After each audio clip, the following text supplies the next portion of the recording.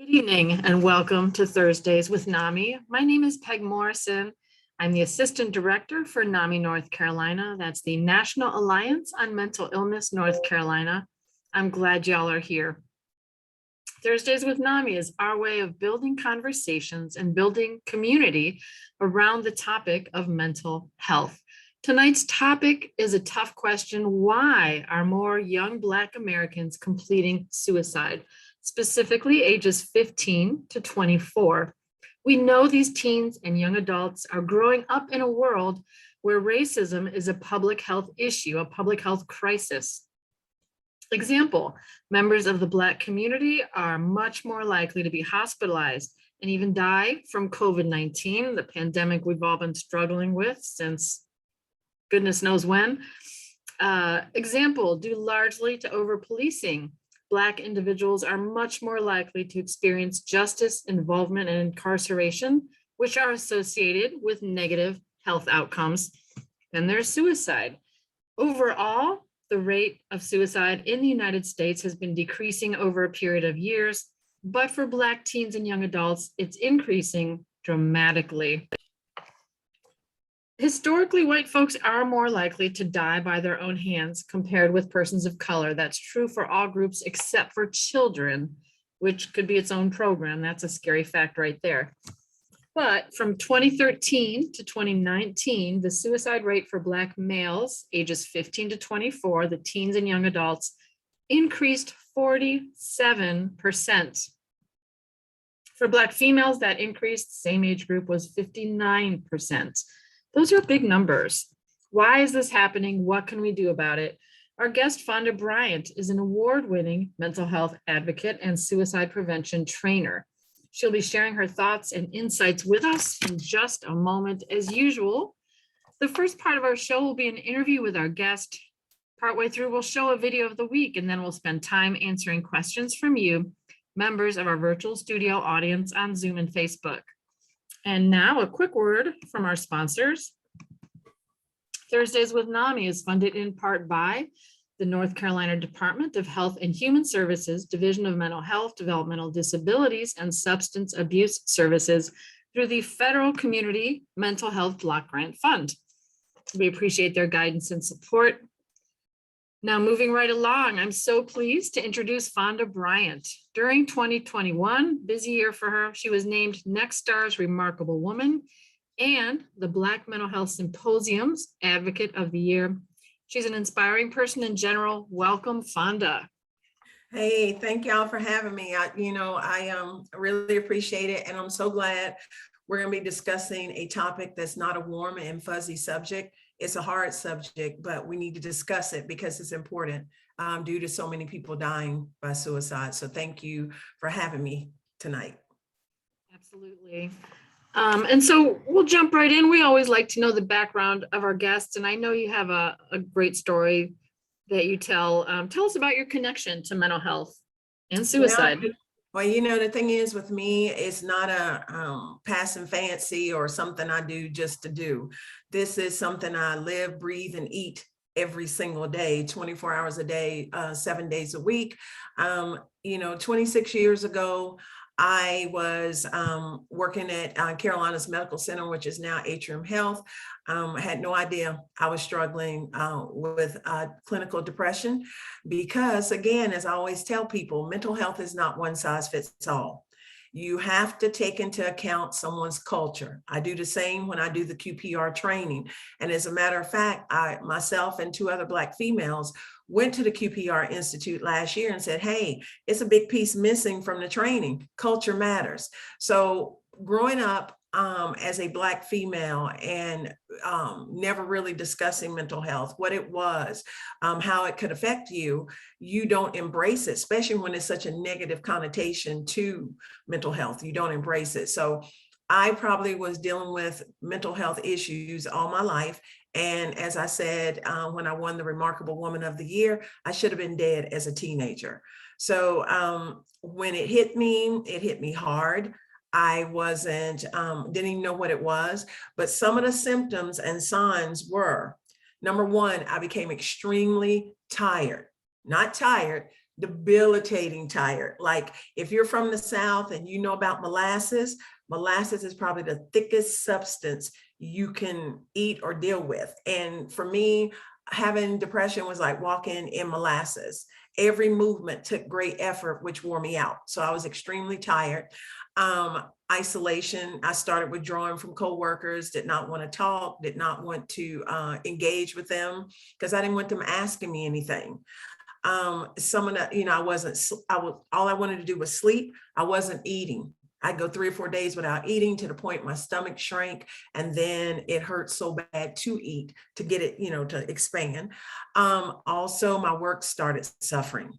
I take great pride in my appearance. Wasn't wearing any makeup to work. I did good just to take a shower. So those things started changing. And thank goodness people knew me well enough to know, hey, something's not right with Fonda. So long story short, my executive assistant director sent me across the street to the EAP, Employee Assistance Program. And I always urge people, if you have an employee assistance program, use it. It is a great tool. It can help you with marital issues, finances, grief, and mental health. And you can call, and it's through your human resource. You can call and say, hey, I need to get that number to the EAP. You can call them, and it also helps your family members. You got children at college, it'll help them too. Your spouse, your partner, anybody that lives in that household. And they will send you a list of providers. And depending on your company, you can go see someone 3, 6, 9 times. For the city of Charlotte, police officers can go to, and their families can go see a therapist 9 times free of charge. So I had I didn't know about it, but I tell people, know your resources. That is so important. It's so important. And I went across the street. They told me, hey, we got to give you some time off. You're struggling. I was terrified to go. I went to outpatient. To a psychiatric hospital with all these thoughts, man, they're going to keep you, they're going to put you in a straitjacket, people are going to think you're crazy. And I don't use that word, but that's what you're thinking. So I went back and forth, was not getting any better. And on February 14th, my apartment was immaculate. My son was at school, and I just couldn't take the pain. I just couldn't. People don't really realize that pain, when you get suicidal, is not just in your brain. It affects your entire body because mind and body are one. I can't take my head off and put it on the counter until the depression passes. It's with me. So I call my a hero. NAMI a couple of years ago, what was our theme? All heroes don't wear capes. And that's what my Aunt Kelly was, my Aunt Spanky. I reached out to her because I was just like, man, before I go, I gotta let somebody know. And I reached out to my Aunt Spanky, told her she could have my shoes. I don't remember much about the conversation. And that is part of the warning signs, giving things away. It doesn't have to be money or jewelry. It can be something that you feel you're very close to, very sentimental. And my shoes are very sentimental to me. And we hung up. She called me back and she asked me straight out, are you going to kill yourself? And I said, yes. And she went into action just like a superhero, like pulling that shirt back, and there was that big S. And she had me involuntarily committed. Later that afternoon, Wesley was home. I was not going to attempt because I didn't want him there. And I know people think that's like kind of being contradictory. How can you say you didn't want your son to be there, but you were going to kill yourself?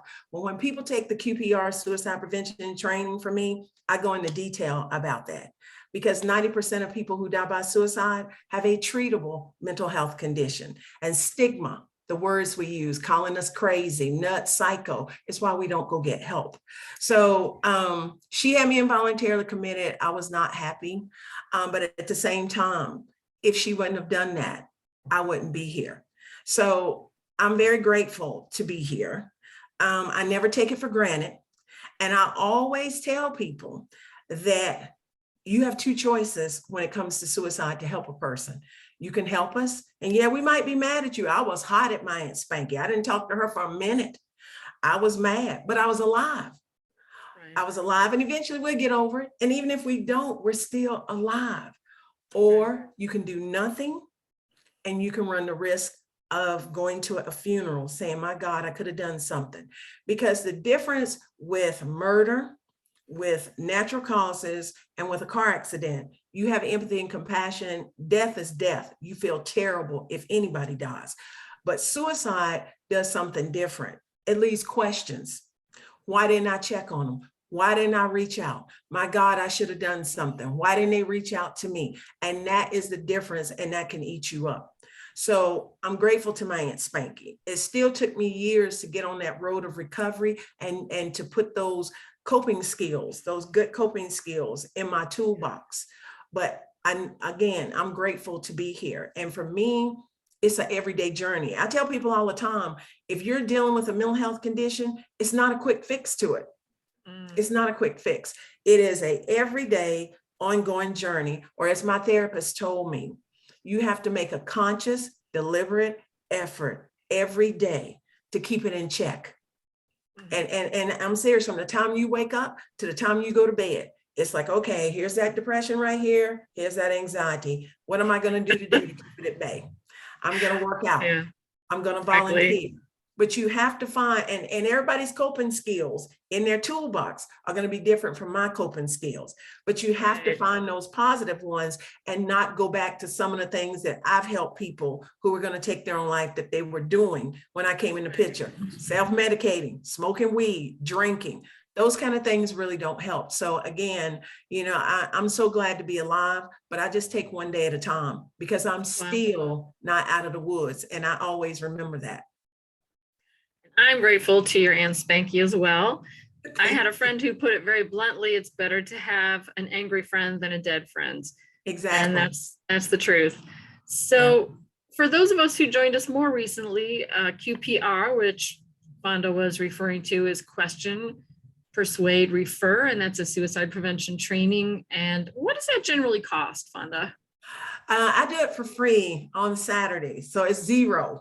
So it's no excuse for people not to take the training. My motto is, what is 2 hours out of your day if the time spent is learning how to save a life?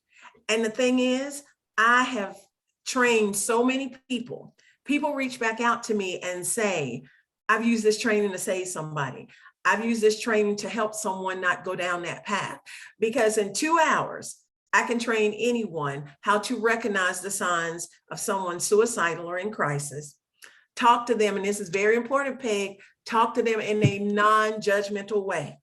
Right. Because at the end of the day, I don't care how you feel about suicide, how you feel about mental health, you keep that to yourself. Because your job in that moment is to save someone else's life. This is not about you. This is about saving a life and giving somebody hope to want to live. And then the last thing is like I said, you refer them to help, knowing the resources. And I can't tell you how many times that I refer to NAMI, because a NAMI is in every state. So I tell people, since I train from all over the country, I said, go to your NAMI state office. You can even find your affiliate, but if you can't, find the resources in your area, because you don't want someone in crisis and you're trying to help them and then you don't know the resources in your area. So that is very important. Once you get finished with the training, you get a certificate. I email you a certificate, how you want your name spelled and everything. You are a certified gatekeeper for 3 years. So if you take it now, this is 2021, you're going to be taking it again until what, 2025? So you take it in 2025. You get a QPR booklet in PDF form, which is a wonderful thing because it goes into a little bit more information. And here it is right here. Mine has been through a lot. This has been through a lot. It's been through a lot. And you also get a QPR card, the resource card. And I tell people all the time, print it out, go to the NAMI website, go to Mental Health America's website, find the resources or type in mental health resources in my area and have those on hand. And one thing I do want to say, Peg, about the training, and this is something I read to people, and this is what Paul and his son said about QPR. If we accomplish just one thing in teaching you QPR, it would be to recognize your fear about this subject and to overcome that fear so you can take quick, bold action to save a life. Because CPR and QPR are the same, except CPR is for somebody having a heart attack or stroke, a physical issue. QPR is for mental health. So they're the same. Both of them are helping someone in crisis that you can help save somebody's life. Yeah, that's a great comparison. I think it's easy to forget that the mind-body connection is just so important. So thank you for that. And let's move on. Traditionally, persons of color have been less likely to end their lives. As I mentioned at the start of the show, the suicide rate for young Black individuals increased dramatically from 2013 to 2019. What's going on with that? Why is that happening? Well, I did a little bit of research because I don't just want to get on here and say stuff. So one of the things that I found out is they said one of the factors that might be contributing to increasing in the risk of suicide in Black youth may be disparities in access to mental health services. And I will say definitely a thumbs up, because here in the last month, I spoke on college campuses to student athletes, and one of them was Winston-Salem State University. When I left, I had student athletes reaching out to me, and I became friends with the director of counseling. There's not enough resources around for everyone, and that's part of the problem. And then it's expensive. It's expensive. It's not enough help. It's not enough beds. And then on college campuses, for instance, I read an article one time where it said that the Ivy League schools like Harvard, Yale, Brown, Cornell, students were saying that they were in crisis. They were suicidal, even though they weren't, so they could get help right away. So the article went on to say, like at Indiana University, the ratio to students to counselors, 1,500 students to one counselor. Wow. So again, yeah, and it had other ones, even as small as Elon. I think they said it was like 25 to 30 students per counselor. So let's say that most of the students were in crisis. Where's the help? So it goes on to say with Black youth that it continues to be less likely to receive mental health treatment for depression when needed compared to white youth. Rates of engagement in and completion of treatment for depression are lower for Black adolescents, often due to negative perceptions of services and providers and reluctant to acknowledge the system. And that's true, because with me out here doing the work, it's very true. Because as I told you when we were talking before, stigma has a humongous hold on the Black culture. Humongous. And when I have had Black parents reach out to me and say, hey, Fonda, will you talk to my son, especially Black males? And I'll say, sure, I'll talk to them. The minute they get on the phone with me, the first thing they say is, Miss Fonda, I'm not crazy. But that is their perception. Because what do? Oh, we call people crazy, cray, nuts, psycho, weirdo, loony, all of those things. And people think it's funny. They think it doesn't hurt, but it does. And it makes my job a whole lot harder. So when you have generations of Black parents sitting up calling people crazy, psycho, we're not getting help. I tell you, my mom told me this. White people have mental health issues. We don't have them. We came from slavery. We're strong. Our ancestors had post-traumatic stress, trauma, depression, anxiety, all of that stuff. But that's what I was told. Then coming up in the Black culture, we don't die by suicide. That's a lie too. We die every 4.5 hours. So when you're brought up in that culture, because when I'm helping students, I hear that all the time. I helped a young man at a local high school here a couple of weeks ago. He said that his dad, because they provided him a very nice life, he could not show any signs of weakness. He had no reason to be dealing with anxiety or depression because of the neighborhood he lived in and the things he had. Right. Those are the kind of barriers that you deal with as Black people. Or no, I can't get help. Or parents, they're so, I'm not saying arrogant, but you have parents who feel like, hey, if I get my child help, that's a reflection on me. Sure. People are going to think I'm crazy. The young man, Chaz Ayu, that I helped out in Utah, who is biracial, he said in an interview that when he was in elementary school, he knew he was dealing with depression and anxiety. His adoptive parents are Samoan and Polynesian, people of color, same thing. When I was out in Utah, his mother told me, oh, I knew he had a mental health condition. When he was in elementary school, they didn't get him help. So until we break that barrier of what mental health, the perception of mental health is to the reality, no matter what we do, it's going to be an uphill battle. And that's why it's so important to try to get on top of this and break down stigma so people of color will get help. Because even with the EAP, I've had Black people tell me, oh no, I'm not going to the EAP. They're going to tell my business. I'm like, guys, sure. Unless you're going to hurt yourself or someone else, it's confidential. They're bound to the same confidentiality as a gynecologist, as a cardiologist. So again, Peg, I think one of the biggest issues still, even with the disparities, is breaking down that wall of stigma. Your comments make so much sense. If you think about it, people who don't have much resources, they don't have access, they can't get care. People who have a lot of resources, they feel this pressure. I don't have any reason to feel bad. I can't go get help. What does that say about me? That makes me weak. We have all these built-in arguments about not getting help. And it does change with the culture, of course, too, and gender. And then just throw in the religious factor. Just throw in the religious factor. And that, you know, when I went out to Utah, and we know that they're the Jesus Christ, the Latter-day Saint. And when I taught QPR to the football team at BYU, and I put up the suicide stats, because American Foundation for Suicide Prevention does such a great job with breaking down the suicide stats across the country. And when I put the Utah stats up there, I didn't even know how bad they were until I started training. And Utah has the 4th highest rate of suicide in the country, the 4th highest. For young people 10 to 34, that is the #1 leading cause of death, which is higher than the national average at number 2.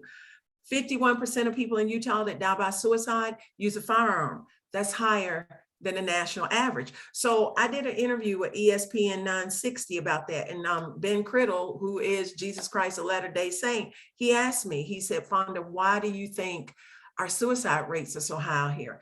I said, because of the religious factor. You strive for perfection. Nobody's perfect. Very judgmental out there. People cannot be themselves, because if you go and say, hey, I'm struggling, it's to pray. Give it to God. Just like what most, you know, Black people, just got to pray. Give it to God. And I'm not saying you can't have faith. You can't have both. But at the end of the day, my favorite scripture is faith without works is dead. So we can talk a good game all day, but if we don't put our words into action, nothing's ever going to change. God put people here to help us with our body, and that means our entire body. Not just from the neck down, but from the neck up. And we got to let people realize it's not a demon. I hate when people say that, oh, it's a demon. I hate, you know, the fact that, oh, you're weak, you're selfish.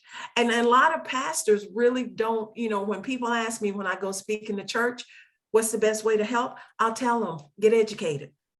Learn that a mental health disorder is real.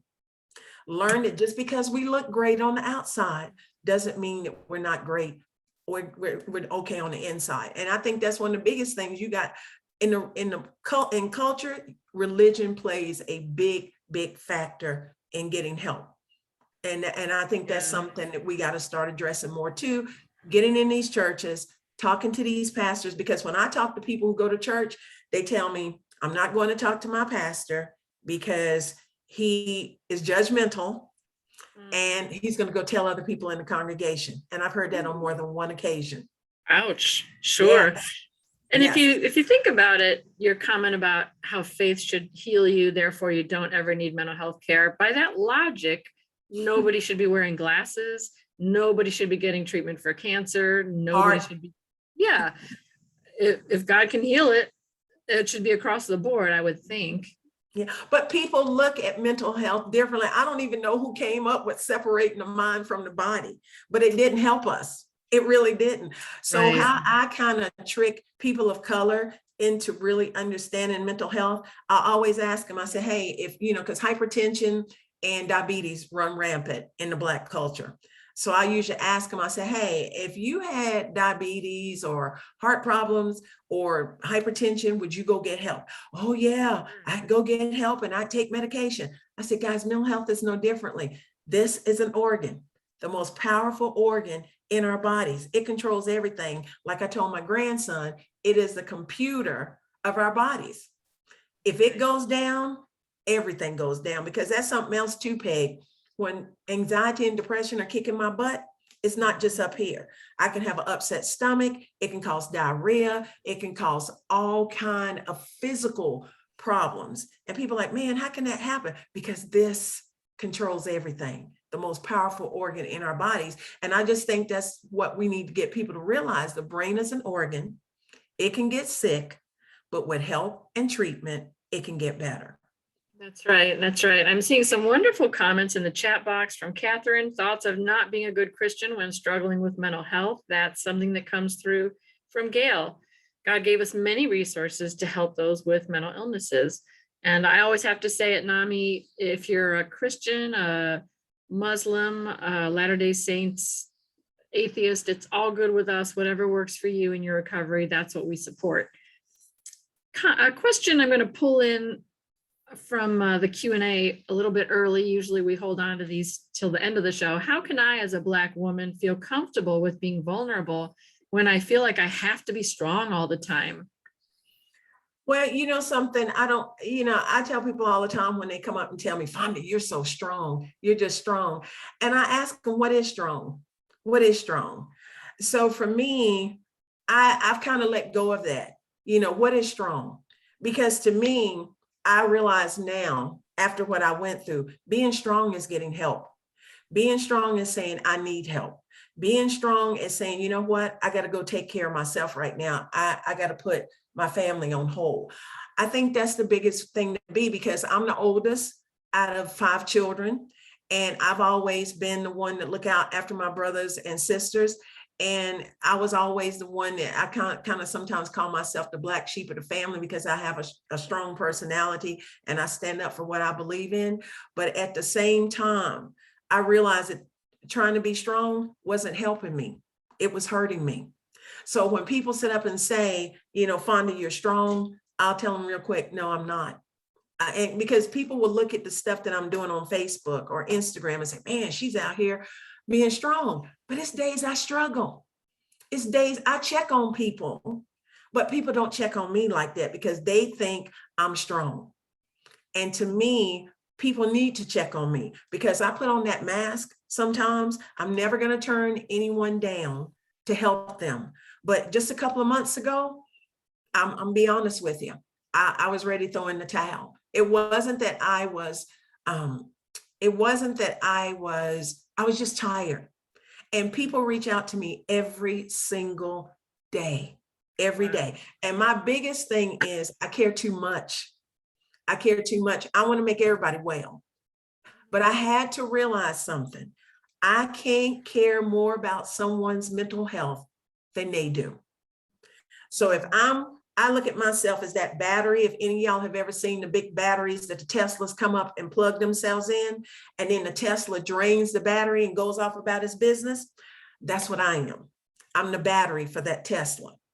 People come and just drain, and then they go on. And then I don't have anything to give, but I put on that face. So for me, in a nutshell, trying to be strong is not that, it's not, or being strong or whatever you view as strong, that doesn't help. I had to realize that I had issues and I needed help. And to me, being strong is recognizing that and then taking the first step to go get help. Because once you go get that help, you realize, hey, being strong really is making sure that you're mentally healthy, that you're mentally okay. And I haven't always been mentally healthy, and I haven't always been okay. So you have to find, like I said earlier, those good coping skills to help yourself. And in the Black culture, one other thing I will say, we've always been taught is God, family, and we fall down that ladder. But once I went through that metamorphosis of coming out on the other side mentally healthier, I realized that 26 years ago, I couldn't help myself. I couldn't help my son. I couldn't help anyone. So now Fonda comes first. Self-care is not selfish.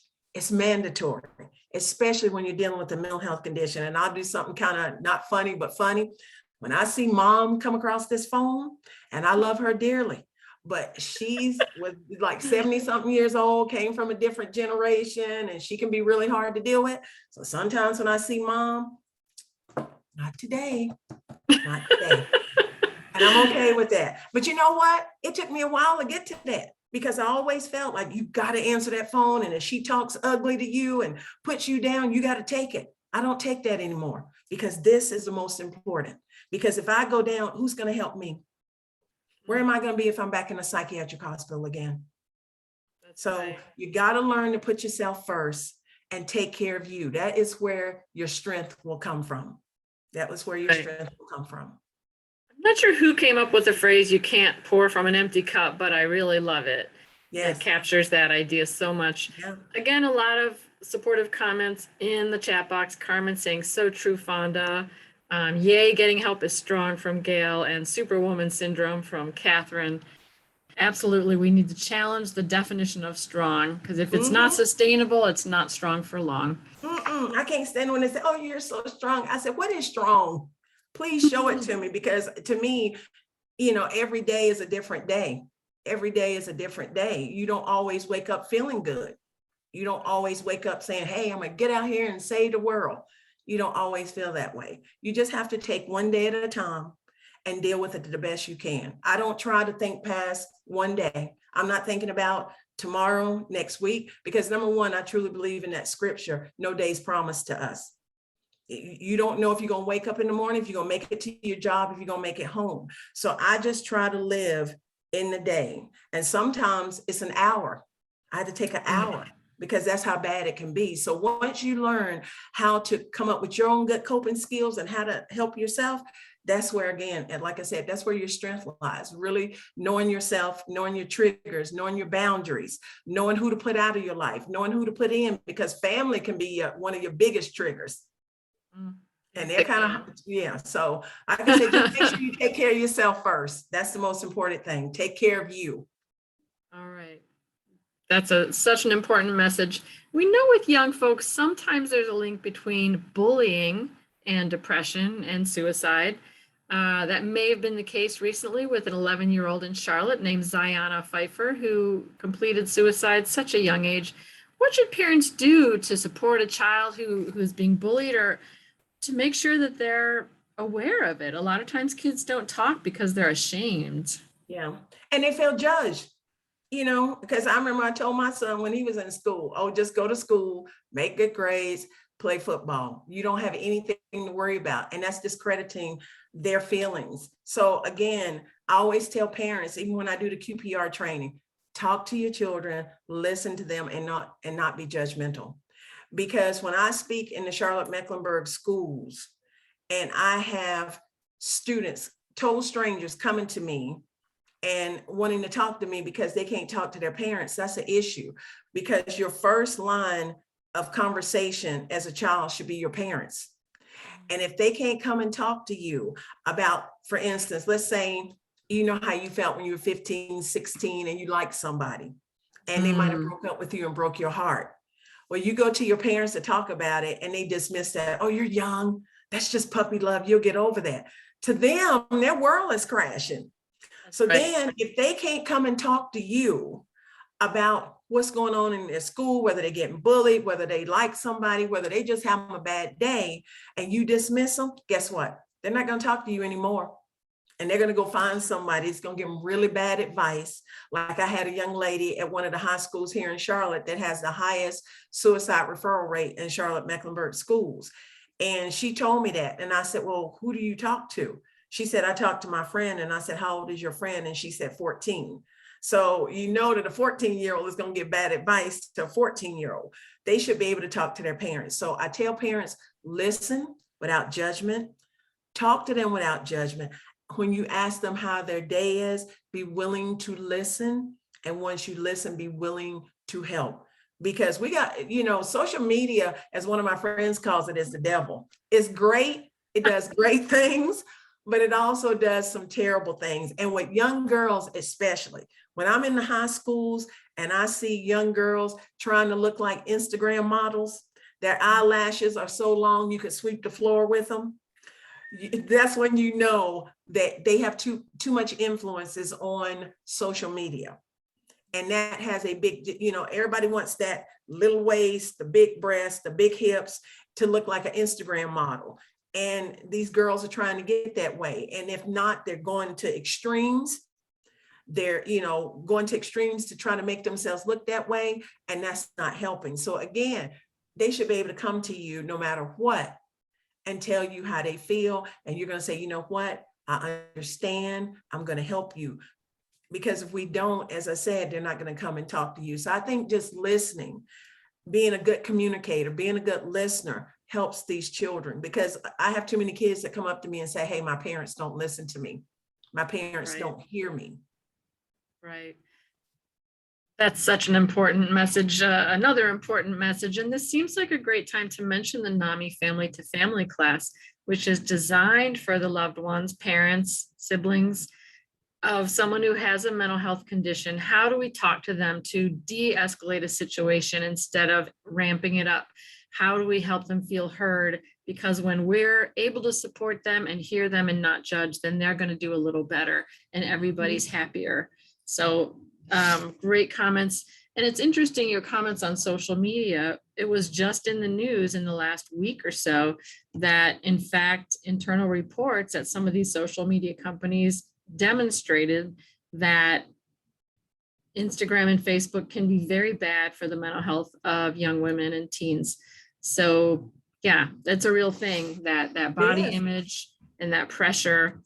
Comment in the chat box, one from a mother who thanks you for your comments, Fonda. One comment: I am a Navy veteran and I am about to graduate from college. I lost both my parents at 18. I'm sorry to hear that. I noticed that I am accomplishing so much externally, but internally I am not progressing like I want to. With that being said, I don't really feel like I have balance, and it causes depression and anxiety. I would love to know if you know what goes on in a residential mental health treatment facility, because I think that might be where I need to go so I can truly deal with my issues. Okay. Well, thank you for that. And I'm sorry for your loss, but I'm real proud of what you're accomplishing and things. And I know that balance of, well, I'm doing really great, but I'm not really doing great. I will tell you the truth. And I bring that out when I do the QPR training. People do ask me what it's like to be in a psychiatric hospital. So I'm going to tell you straight out, it's just like a regular hospital. Just like, I worked at Carolinas Medical Center for 5 years, and I, took medicine up on all all different floors. And I know how you feel, because television and movies always make mental health facilities look like, okay, our hair stand all over our heads. We don't know what day it is. We look deranged, and I don't use those words either. We look crazy. And that's what I was feeling when they told me I had to go to outpatient. I said, oh my God, when I get in there, they're going to lock the door and I can't leave, and they're going to put me in a straitjacket. No, when the police officer got me there, and this is exactly what happened. When the police officer got me there, I was in handcuffs and I wanted to run, but I knew if I did, he would have tackled me and I could have gotten hurt, because we had already gotten into it at my apartment. So when he brought me into the facility, they already knew before, because I'd been there for outpatient. First thing they do is they check your vitals, but I was screaming and yelling, and I don't curse, but I was hot. So they let you kind of tire yourself out. And then once you do, they take your vitals to make sure that you're physically okay. Then they check you. If you got on shoestrings, they take those. If you have a belt on, they take those. They take anything that you could hurt yourself with. I was not hungry, but they brought me something to eat. And when they did, it was with plastic utensils. And I don't even think they bought a knife, because they don't want you doing anything. While I was there for about a week. When they put me in the room, my Aunt Kelly brought me clothes, but I didn't want to see her. And I wanted a picture of my son. She brought me a picture of Wesley. They take it out of the glass, because they don't want you, cutting yourself. I had my own private room. The only difference between that and if I was at a hospital for a physical condition was the mirror was like a reflective, but it was no glass. In the morning, it was very structured. at a mental health facility, and I still believe in structure.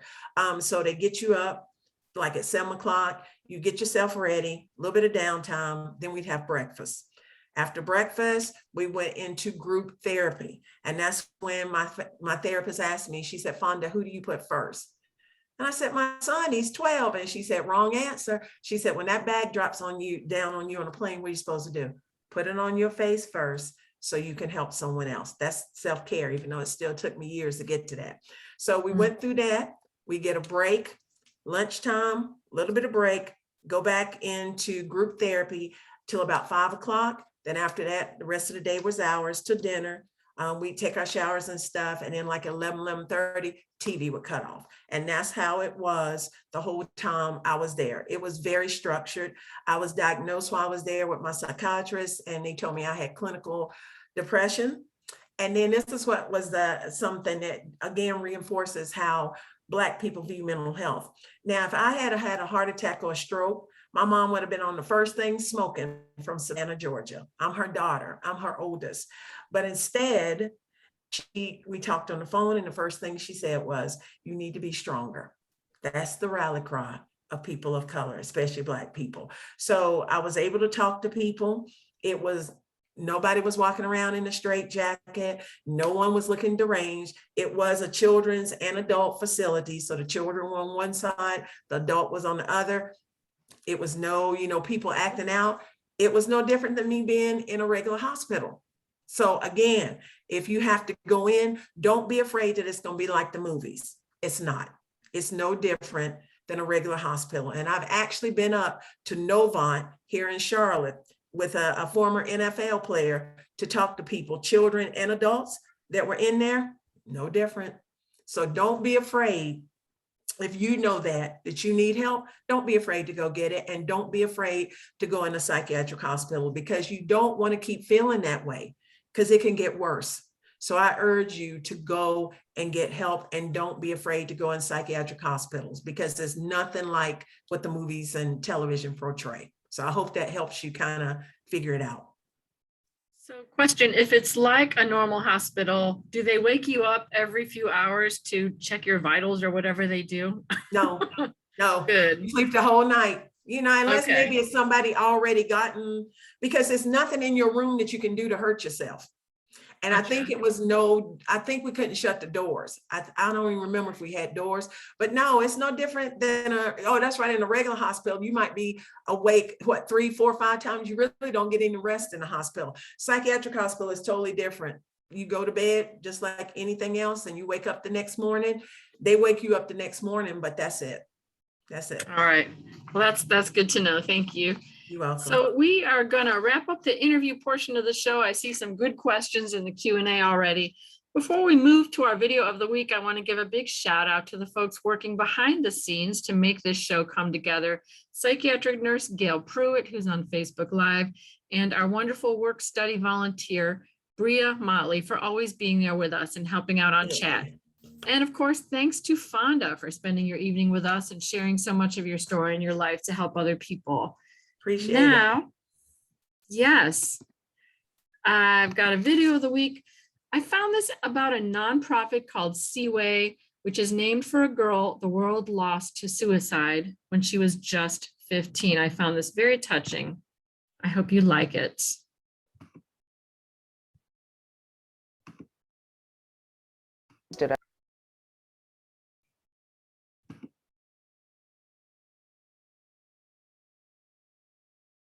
And I'm not sure why it's not playing.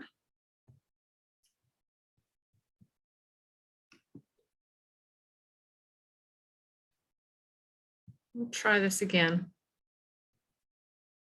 Technology. Oh, goodness. Well, this is what happens when you line up your website in advance, and then I guess I needed to load it again. Thanks for your patience, everyone.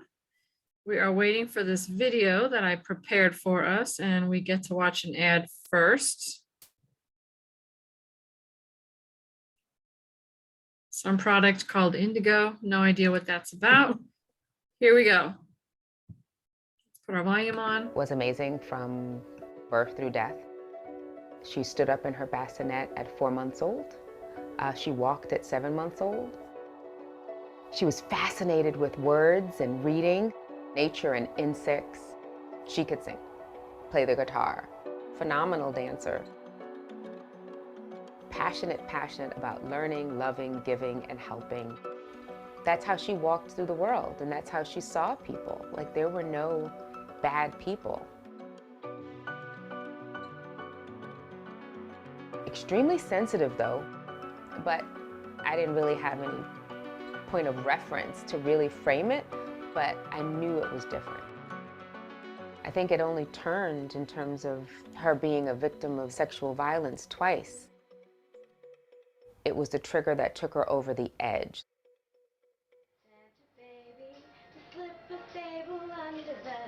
My daughter took her life on June 29th, 2011. So now, in 2021, it's 10 years later. She would have been 25.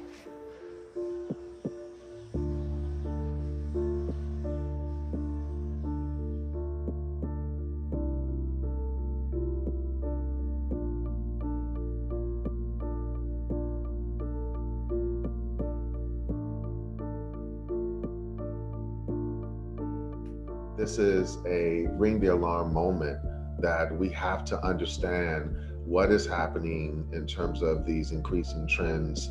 Each succeeding generation of Blacks are becoming more susceptible to the forces that lead them to consider suicidal behavior. What we know for sure is that there are huge gaps in both access to quality mental health and access to culturally responsive mental and behavioral health services. This is a tough period. This is a period of immense, complicated grief. The pandemic and the murder of George Floyd, I don't know a Black person, Black kid who does not look at George Floyd and see themselves. How do you help those who are not in the behavioral health care system get comfortable? There are still barriers for those who can't afford it. There's still barriers for those who can't get to it. And then there's still barriers regarding, does it really work for us?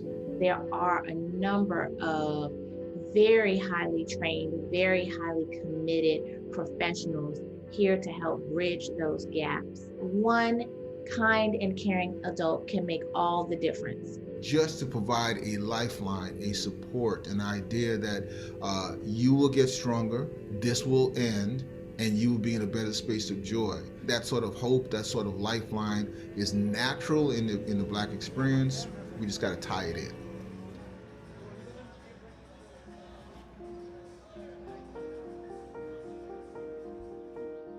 I remind myself regularly, I did the best I could with the information I had at the time. I know more now, but I didn't know it then, so I can't fault myself for what I didn't know. And acknowledging that I did know a lot. Instead of a gym rat, I became a yoga rat. Just to have a private space. Talk therapy was really crucial in the same time. So much of the stigma being, those aren't our problems. Mental health issues, that's a white person problem. It's like, no. Advocate for yourself and advocate for your child. So the Seaway Project is just for us to comfortably have the conversation with us and destigmatize it. To that mom, to that dad, to that parent, to that Black mom specifically, take care of yourself. Don't suffer in silence. You're gonna suffer anyhow. Talk to somebody about it. Get some help to heal.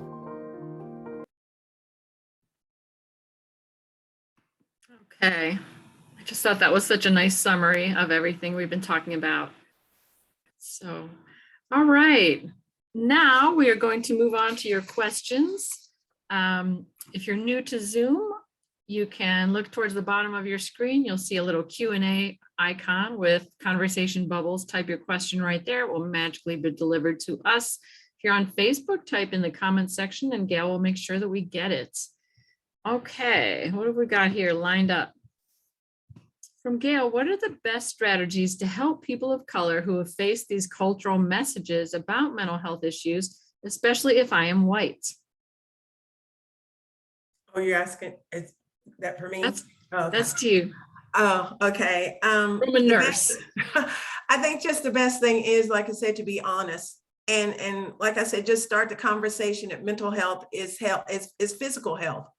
I think a lot of people just separate the two, and we got to start getting people to see that physical health and mental health are one. And I think once you start that conversation and go into what the brain is and how powerful it is and how it controls everything that we do, it helps. But it also helps to also know about a little bit about the background of why Black people feel the way that they do. Because even for me, I didn't think a lot about it, growing up the way my mom and those taught us about mental health. But when I started thinking about from the moment that we were taken from Africa, that was post-traumatic stress disorder. That was trauma. Imagine not knowing where your family was, or if you got sick, they just threw you off the ship. Your children were separated from you. Imagine the anxiety, the panic attacks, the fear. So the thing is, you have to realize that throughout history, even though my mom and those kind of look at it differently, you have to realize that from the beginning of inception, when we came and then they took us, that mental health was right there with us, all the way through to the Klan and everything else. And that's that fear that we still have because we're dealing with generational trauma. And I think that's the thing we got to realize. As one of my dear friends, Eddie Levins, who is white, a CMPD officer for 30 years, he is an expert in trauma. And he taught me this. He said, we got to quit asking, what is wrong with you? And start asking, what happened to you? There's a big difference. And when you look at our culture, a lot of stuff has happened to us. And because of that, we're behind the 8 ball with getting help. So you have to be able to talk to us, but you also have to understand where we came from and where mental health started with us. And I think that's the best place to start. The way you explain that kind of helped me wrap my mind around, with all that generational trauma, with all that violence and difficulty and oppression, that would force the brain into pure survival mode so that you can't show weakness. You can't focus on, I'm tired today. You can't, when you have to shove that away if you're going to survive. So that it seems like that could have contributed to that culture of don't do that. Yes. And you also got to take into account self-medicating. Because I did a podcast. I am on podcast now, and I did a podcast about self-medication to professional help. It is more accepting in my culture to do drugs and alcohol than go get help for a mental health condition. Let's take Sha'Carri Richardson, for instance. Sha'Carri Richardson, the track star and everything, was dealing with the grief of her mother, probably dealing with mental health issues. But instead of going to get help, professional help that could have helped her get back on her path, she decided to self-medicate. And to me, that's probably how the conversation went. She might have wanted to go get help, but the minute she talked to some of her friends who might not be educated on mental health, oh girl, you can't go do that. If you go tell them that you're dealing with mental health, they're gonna think you're crazy. You're gonna lose endorsement. People aren't gonna look at you the same. So you gotta look at, in the fact, with Black people and culture, self-medicating was a big part because we didn't know about mental health and how to get help. Because really, when you look at it, mental health help was not invented for us. It wasn't invented for people of color. It wasn't even invented for poor white people. It was only invented for the rich. So again, we self-medicated because if you look at some of the greatest entertainers of our time or back in the day, Etta James, Billie Holiday, Paul Williams with the Temptations, David Ruffin, even my father, Johnny Taylor, all of them self-medicated. My father would be here today if he would have gotten help instead of self-medicated, but they would have rather self-medicated and been, because they say drugs, sex, rock and roll, than to say, hey, I'm going to get help, where people would say, hey, I love his music, but he's crazy. So that's a big issue in our culture as well, the self-medicating piece. Right. And it's certainly more acceptable and less embarrassing to smoke a joint or take a pill. That's kind of sexy Or drink in a have lot a of drink. places. Be the life of the party. That's what they call you. Oh, they're the life of the party. Even when I go on college campuses and see all the self-medicating, and I used to think, oh, okay, that's just part of college life. But when I started talking to students, they told me they were trying to cope. They were trying to cope. They're trying to cope. So that's what it is. It's not that, oh man, I just want to stay drunk all day. They're dealing with mental health issues because let's face it, Peg, by the time a child is 14, 50% are dealing with a mental health condition. By the time they're 24, 75%. If you don't help them get help by the time that they're 18, you cannot make them get help unless they're a danger to themselves or others. We also know that if you don't get youth help when they're younger, 50% of them turn to substance abuse. So that's why you see a lot of self-medicating on college campuses and a lot of self-medicating with young people because they're trying to cope. Mm-hmm. And you just made a really important point for parents to know. When your child is a minor and they go to the hospital or you take them to the doctor, you will be filled in. You get all the information about what happens. Once they turn 18, you may still be paying for all that care. You may be the chauffeur to that care, but the doctors legally cannot tell you what's going on. At age 18 for your child, that information flow stops. So that's a really good point. That's why you got to get them help on the front end when they're little. And then that takes away the shame, because if you help them on the front end when they're younger and not make it normalize mental health conversations, normalize suicide, then you don't have that fear, you don't have that shame, and they'll be more apt to embrace their mental health condition and take care of it instead of self-medicating, getting in trouble, or God forbid, taking their own life. Right, and that's why we're here doing Thursdays with NAMI, just trying to have these conversations, build community, change the rules that govern the way we talk about mental health. Next question, we've got quite a few lined up. As a mental health clinician, Fonda, what advice do you have for increasing awareness of free to low-cost services to those in need? We have slots currently and it is promoted, but they go unused. And are you a clinician? No, I am not. So please, let's get that right. Okay. I tell people this all the time. I am a peer support specialist and a mental health and suicide prevention advocate. I know I'm passionate and people sometimes get that confused, but no, I like being on this end, but I don't knock the other end because I see a therapist myself. And what was that, about people not using the services? Yeah, there are free and low-cost services that are available. I'm not sure where exactly, but they're not being used. So how can we increase awareness of that? By breaking, like I said, by breaking the stigma, by letting people know about the services and things like that. And then, like I tell people too, mental health does not have to be doom and gloom.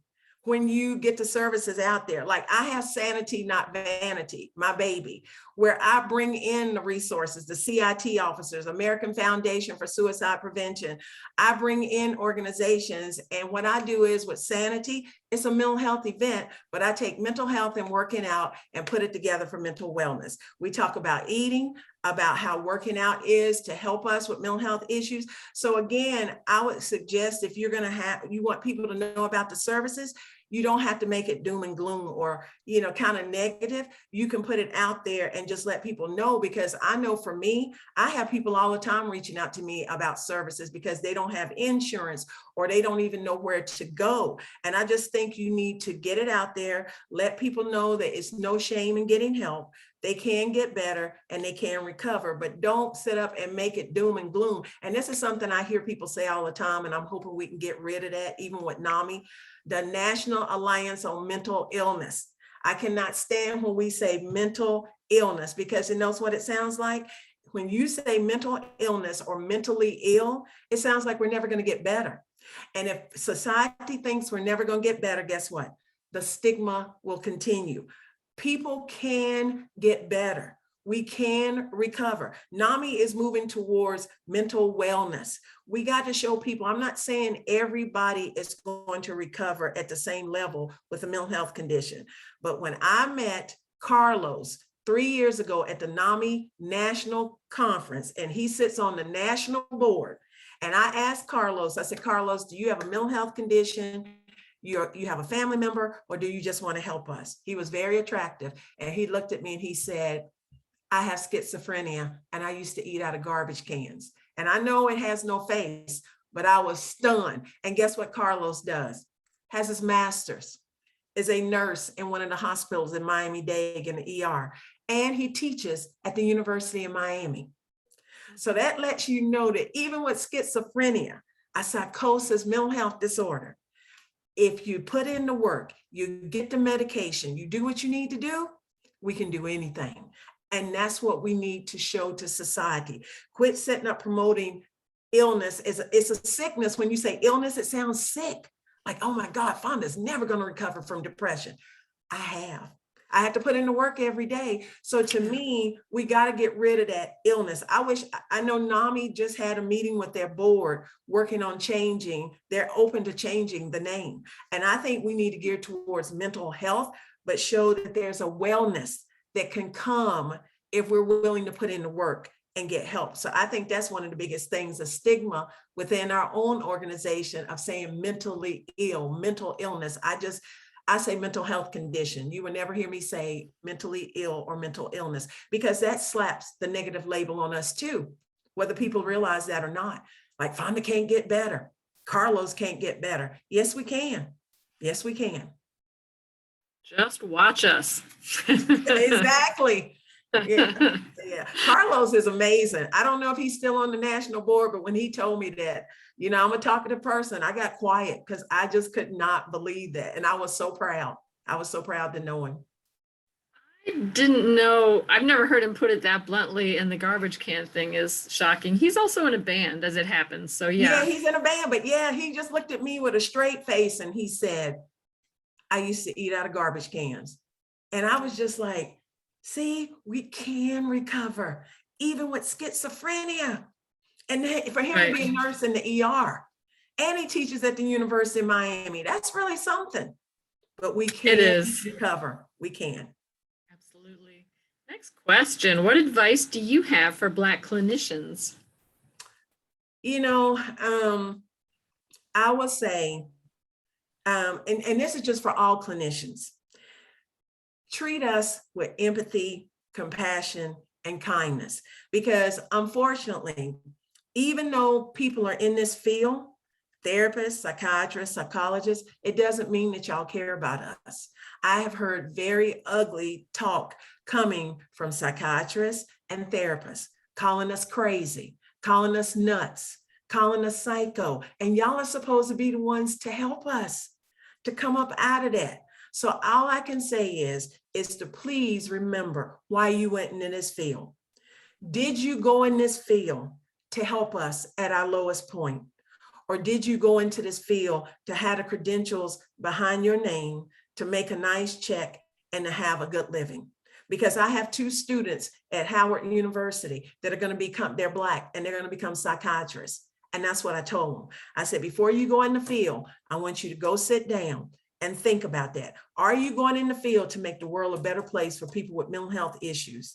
Or are you going in the field to have PhD at the end of your name, a nice car, and a nice living? Because if you're going in for the financial part, we don't need you, because we already have people like that. So I just always tell therapists and people who are helping us, just remember why you went into, remember that you went in the field to make it better for us. And let's face it, therapists have mental health issues too.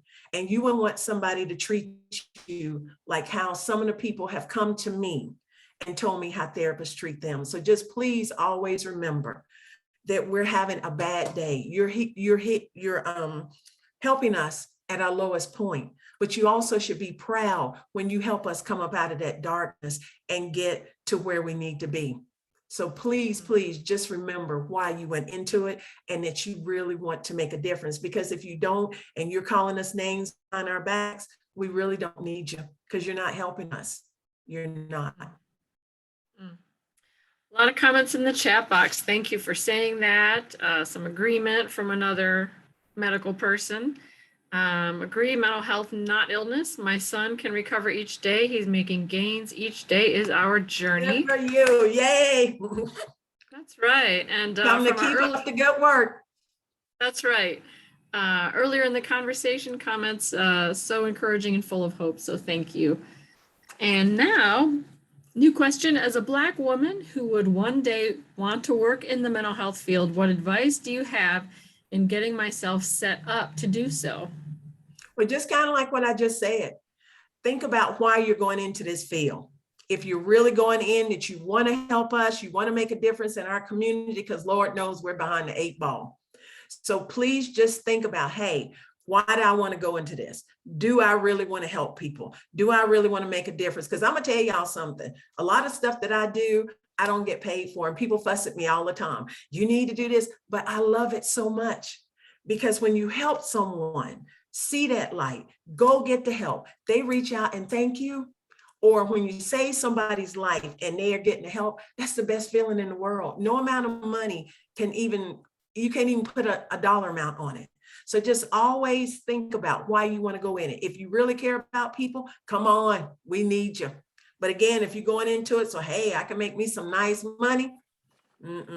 No. And I know you got to make a living, don't get me wrong, but make sure that the number one reason you're going into it is because you want to help us and you want to help make the world a better place for people with mental health issues. And I just think that's the best advice I can give you. Just remember to be kind, treat people with empathy and compassion, don't be judgmental, and have patience. Have patience. That's the biggest thing I can tell you. Absolutely. I would also say thank you. I know there's a big need for psychiatrists. Yes, so thank you for that too. Right, but especially in the BIPOC, the Black, Indigenous, persons of color, that community, we need so many more in that category. So thank you, and please help us meet the need. There's just so much need, and there aren't enough clinicians to go around, honestly. It's really not. I mean, like I said, you know what happened up at Chapel Hill with the students, and I found out from some of the parents, there's a 6-month wait to get in. But one thing I did, that one of my friends whose daughter goes to Carolina, she sent me the memo. At the bottom, guess what it had on there? EAP. Because even when I reached out to Winston-Salem State and was talking to their director of counseling, he didn't even know about the EAP for students. I said, if any of those students have parents working in corporate, they got it. Duke Energy, Bank of America, Wells Fargo, all of these companies pretty much now, Cigna, Nationwide, they all have it. It's just that a lot of times when you get hired and they put that in your packet, they don't really go over it.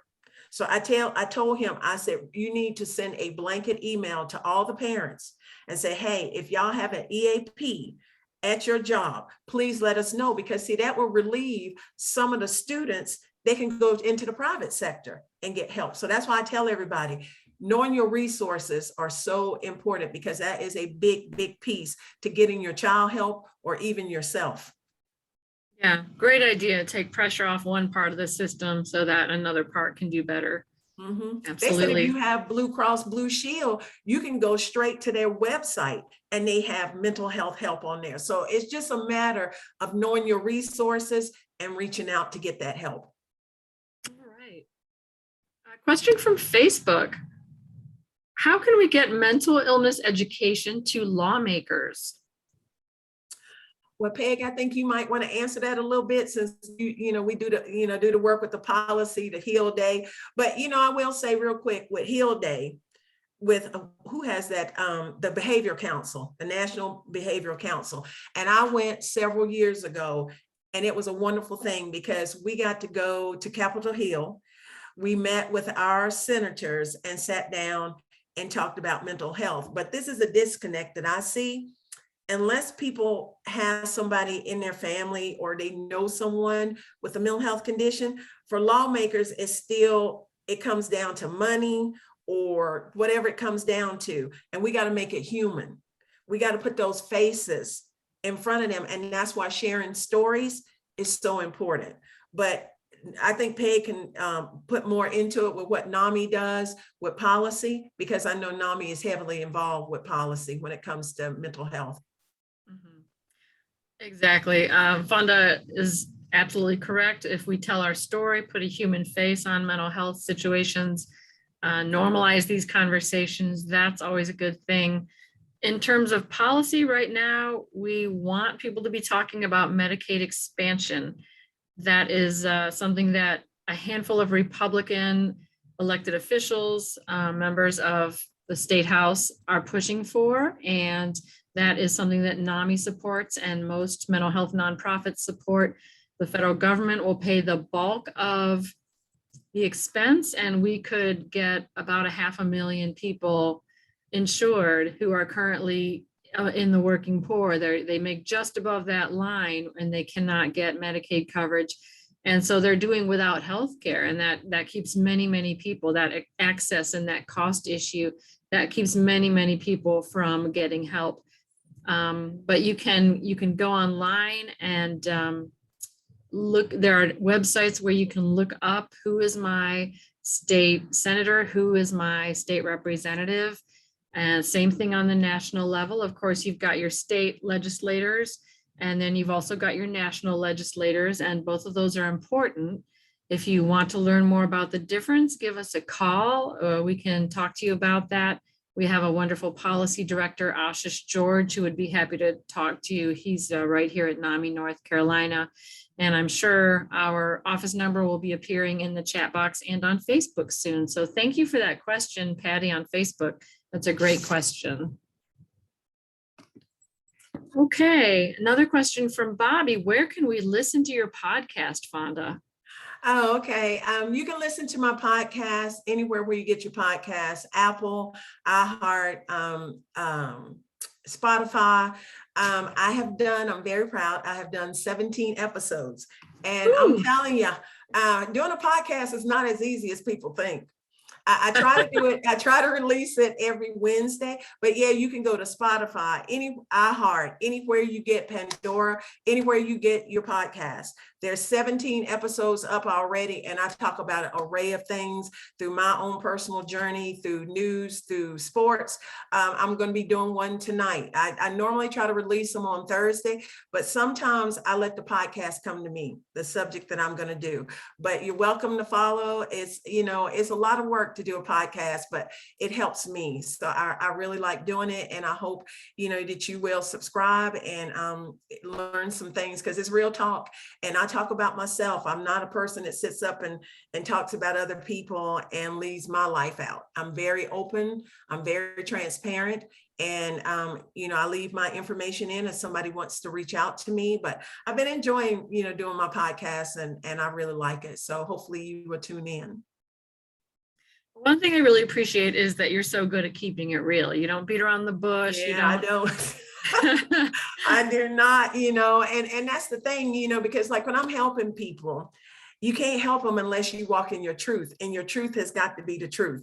You can't leave out, well, hey, I tried to kill myself before, or I did drugs or alcohol. And for me, I never did drugs or alcohol, but I learned later in life, you can have self-medicating, and it can be porn, it can be sex, it can be gambling. And for me, I'm very honest, I started having sex at 13 and didn't even realize that was my way of coping. It took me years of finally figuring that out, because my whole thing is, if we do not have mentally healthy youth, we're not going to have mentally healthy adults. And I wasn't always mentally healthy. It took me years. So once I learn about myself, I have to share it with others, because when I go speak in high schools, for instance, and it's young girls who look just like me when I was in high school, and they're having sex because they're trying to fill that void. They want that love. I grew up without my dad. The only way I knew my father was by looking in Jet and Ebony magazine, and that hurt. I kept wondering, why didn't he want me? Why didn't he care about me? He was out here making millions of dollars as an entertainer, and he didn't even help my mother. So for me, that was very painful. So I found a way to cope. So like I said, I'm very honest. So my podcasts are very real. And if you have any questions, I will answer them too, because that helps me heal. And that helps me to cope with some of the trauma that I went through growing up. That's right. That's good stuff. From Carla on Facebook, thank you for providing the website for the Council on Mental Wellbeing. It's thenationalcouncil.org, the National Council, all one word.org. They are working on changing the focus from mental illness to mental well-being. That's Yes, so told you. circling back. NAMI got to get out of that. And that's why I'm so glad I met a board member from Nevada who actually put it up on Twitter. And he just had a meeting with the national board of NAMI, including with Dan, and they are open to changing the name. I know people like to say NAMI, but when it comes time and people ask me, well, what does that mean? I don't like to say mental illness. I don't. So I think if we change, I think that's going to change. We're going to bring in younger people. I think it's going to lift us up from under that kind of negativity, that mental illness, that means y'all are sick, to mental wellness, lift you up, get better, get out here and do things. Because when I speak to people, I always tell people when I walk in, I'll say, how many of y'all would know from looking at me, I have depression, clinical depression? You wouldn't know because it has no face. See, people think we look like the people walking out in the streets, but they don't realize if they got help, they could get better. Then I'll say, how many of y'all know because of my depression that I almost killed myself 26 years ago? You wouldn't know. So again, I look perfectly healthy. It's days that I struggle. We need to show people that you're working beside people every day, CEOs, athletes, Right. you know, entertainers, mental health. See, that's the thing about mental health. We got a lot of discrimination in this country. One thing that does not discriminate, mental health. Doesn't care if you got $5 million in the bank or $5 in the bank. It treats us the same. It treats us the same. It sure does.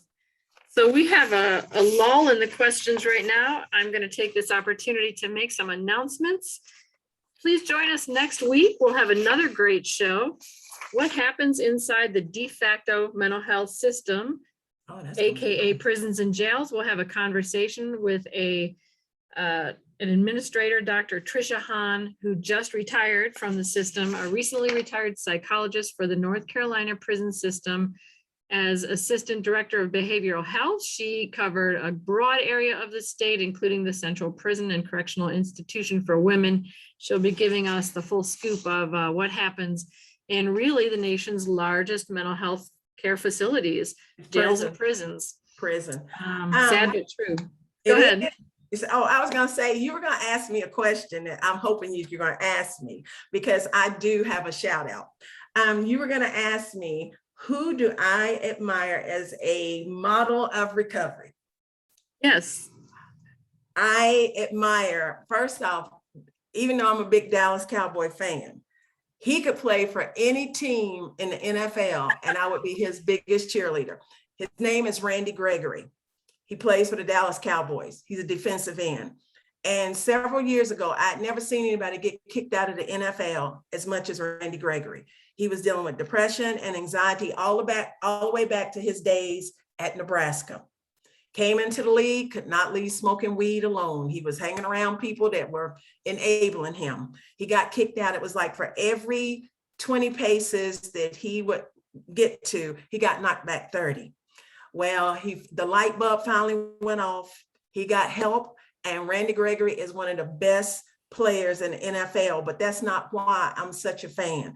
I'm a fan because we can get knocked down. We can get knocked back 30 paces, but he would keep getting up every time he got knocked down. And finally, he realized that his mental health, he was not going to get any better until he took care of his mental health. I am so proud of Randy Gregory. I did a radio interview with 105.3 in Dallas.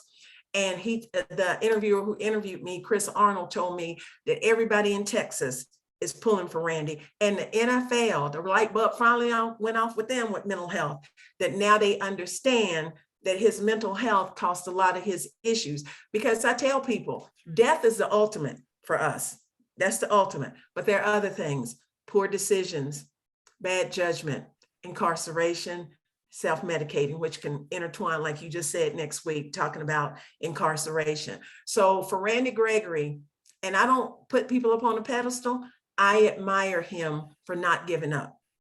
And that's, you know, I'm just so proud of him. And when we had World Mental Health Day a couple of weeks ago, after the game, he actually stood there and told people to take care of his mental health. So you're dealing with a Black man, an athlete, and a stigma, and yet he got out there, so he gets it. And that's what makes me so proud. And I really admire him for that. And it was so public. It was so public for him. So that's who I kind of look to and say, hey, he the light bulb went off, he got it. But again, he also shows he's putting in the work every day. Right. That's a beautiful tribute.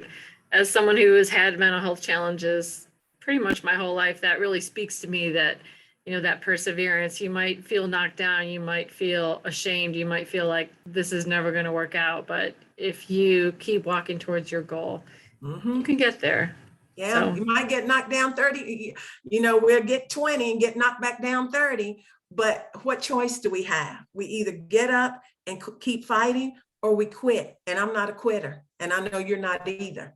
So we just get up and dust ourselves off and say, okay, we're just going to keep moving forward. So he really is inspiration to me, and especially like you and I can do it kind of in private. His is very public.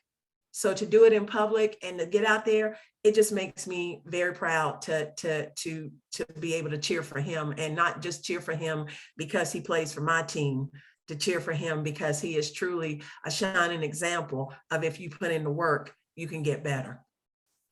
that's right. That's right. I always give people a list of questions in advance when they come on the show.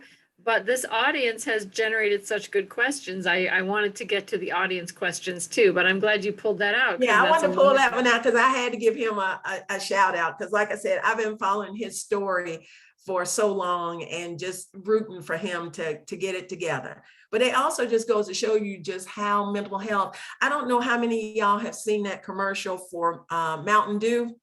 And the guy has a little gremlin.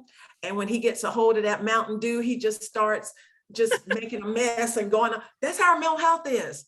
It's like having a little gremlin inside of your body, and it starts wreaking havoc. And that's what it does. It wreaks havoc in our lives, and it can destroy our lives. So that's why it's so important to be aware of it, to grab it by the tail and try to contain it, because if not, it can really do damage to your life. And as you said, next week, it can put you in prison. That's right. Yeah. Yeah. Folks with mental illness are way overrepresented in our prisons and jails. Yeah, absolutely. So what gives you hope? That was another question that I'll circle back to. What gives me hope? Advocates, us getting out here, giving of ourselves. You know, when I get uptown and hold up those signs in the hot sun or it's cold, I could be at home. A lot of us could be at home or at work or doing something else. So what gives me hope is advocates are going to get out here and change the perception of mental health, because we have come a long way. We have. When you look at old movies or television shows, how mental health was perceived to how it is now, but we still got to keep working hard. And one of the things I always say is we got to start connecting the dots, Peg. You still have where celebrities will, that's why I don't put a lot of stock with celebrities, because celebrities will get out here and champion physical health, especially cancer and heart problems. They will go and be with people who have it. They'll be on TV, standing up to cancer, standing beside a regular everyday person with a mental health condition. When's the last time, I mean, with heart problems or cancer, when's the last time you've seen a celebrity stand beside us? They maybe donate money, they'll share their own story, which is great, but we need to erase that line in the sand, and celebrities and everyday people alike need to work together to show mental health does not care that you're The Rock, you're Michelle Williams, you're Lady Gaga, or Fonda Bryant's over here, or Peg is over here. We need to combine and show the same kind of strength as we do for cancer and everything else. But my hope is that one day, you know, right now we don't say committed suicide, because that's criminalizing suicide. We say died by suicide, taking their own life, completed. I hate all of that. My hope is one day we won't say any of that, because it won't be any longer. That's truly, truly my hope. Is that a lofty one? Yes. And I know, I'm not getting preachy or anything. I know we can't do it all, but one of these days, I truly, truly hope we won't say that ugly S word anymore. That's my hope. It sounds like that's your vision statement. That's a beautiful Yeah, vision. It is. I would love that, because people tend to, because I do so much with suicide prevention. Every time someone dies by suicide, I get a call. It was one in Winston-Salem where a football player walked out on his football field at Reagan High School and died by suicide. Someone called me. The 11-year-old girl who died by suicide here in Charlotte, somebody called me. A 15-year-old 2 weeks ago jumped off a parking deck here in Charlotte. Somebody called me. I want one day not to get those calls, because we don't have it anymore. So that's my hope. And I hope that other people, because we can't do this by ourselves. Suicide is everybody's business, and anyone can prevent the tragedy of suicide. So again, I hope everyone will take the QPR training coming up on Saturday if you haven't taken it. No excuse, it's free. It's free. So I hope people will take it, because that will help in the fight to stop suicide. That's absolutely right. And I'm going to put that information up on the screen again. After we close out today, please fill out our survey. When you leave the Zoom, a survey will magically appear on your screen. Answer just a few real quick questions that will help us keep our grant funding, helps show the state what we do and the value of it. It also helps us improve over time. Let us know what could be better, what could be different. And we are real close to 8:30. I don't see any more questions, but if you have any final thoughts, Fonda, that you'd like to share with us?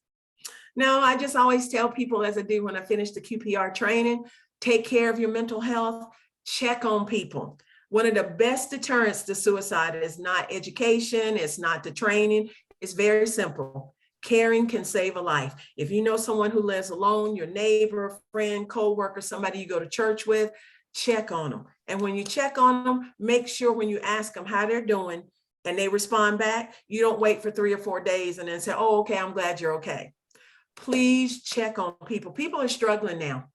People are struggling now ever than before. It's so much uncertainty. That's why I get people reaching out to me every day. Please check on people. And one other thing, treat people with empathy, compassion, and kindness. A smile can hide a lot of pain. So that's that's what I always end with QPR training. Just treat people right, because so many people are suffering now. So many people. And it's scary. It's very scary right now. That's right. And that's pretty similar to the words that I usually close our show with. Please be well in the week ahead and take care of yourself. Thanks for being part of Thursdays with NAMI, everyone. Have a wonderful week. Thank you. Thank you. I really enjoyed it, and I hope everybody learned a lot. Likewise. Thank you so much. Thank All right. you. We'll see you soon. Bye. All right. Bye. Have a good night. You too. Bye.